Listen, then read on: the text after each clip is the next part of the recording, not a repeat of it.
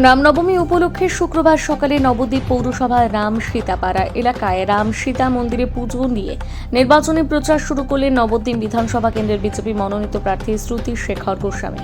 রামনবমী উপলক্ষে দিন রাম সীতা মন্দিরে বিশেষ পুজো পাঠের ব্যবস্থা করা হয়। সেখানে সকালবেলায় পুজো দিয়ে ভগবান রামের কাছে প্রার্থনা জানিয়ে আজকের কর্মসূচি শুরু করেন প্রার্থী। অন্যদিকে নবদ্বীপ বিধানসভা কেন্দ্রে আজ যে সকল জায়গায় রামনবমী উপলক্ষে পুজোর ব্যবস্থা করা হয়েছে সবকটি জায়গায় তিনি যাবেন বলে জানান বিজেপি প্রার্থী শ্রুতি শেখর গোস্বামী।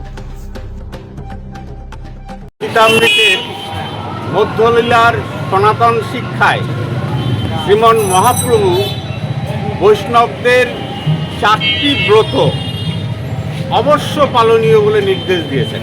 4টি ব্রত: রামনবমী, নৃসিংহ চতুর্দশী, বামন দ্বাদশী এবং জন্মাষ্টমী।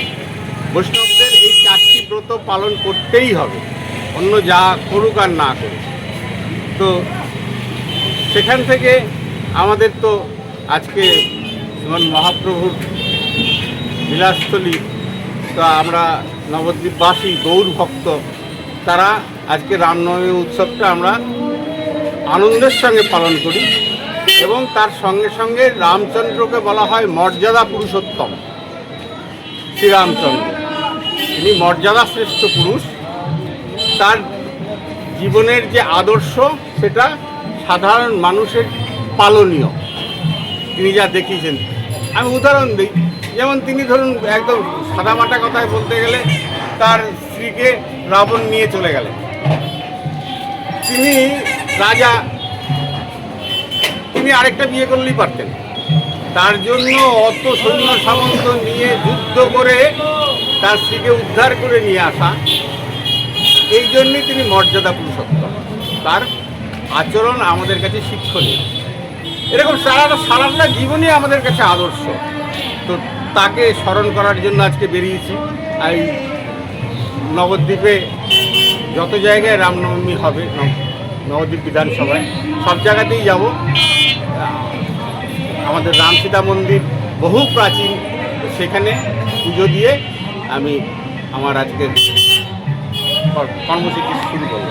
সারাদিন কি কি কর্মসূচি থাকছে? সারাদিন আজকে শুধু এই যেখানে যেখানে রামচন্দ্রের পুজো হচ্ছে সেখানেই আমি গিয়ে উপস্থিত। তারা আমাকে ডাকুন বা না ডাকুন। এই বছর কি তাহলে ভোটের জন্য কি রাম বড় বালাই?